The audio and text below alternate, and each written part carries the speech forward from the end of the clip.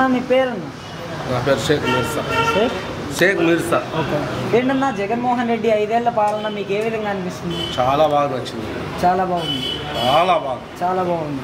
ఎవరు వస్తారనుకుంటున్నారు ఈసారి? జగన్మోహన్ రెడ్డి సార్. జగన్ టైంలో కూడా ఆయనే సీఎం.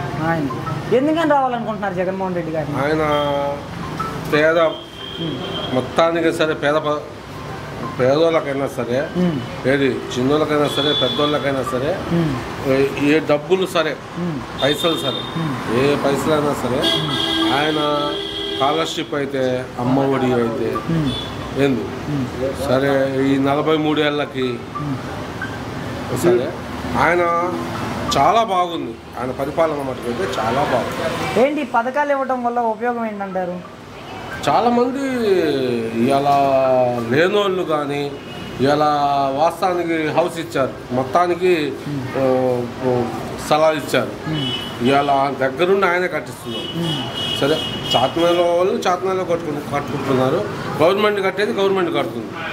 ఇవాళ ఆయన వల్ల సుఖపడే వాళ్ళు చాలామంది ఉన్నారు. జగన్ అంటే పథకాలు ఇచ్చి సోమరిపోతుల్ని చేస్తున్నాడు జగన్మోహన్ రెడ్డి అనేసి అయితే ప్రచారం అయితే జరుగుతుంది కదా. అది తెలుగుదేశం ప్రభుత్వం చేసే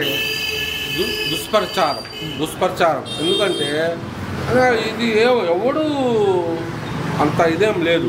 ఎందుకంటే ఆయన చాలా వరకు ఏదైనా సరే అమ్మ ఒడి కాడి నుంచి వెళ్ళి ఏ పథకమైనా సరే, అమ్మ ఒడి కానీ, టీచ్ రిజర్మెంట్ కానీ ఏంది సరే, చాలా వరకు పథకాలు అమ్మఒడి సరే,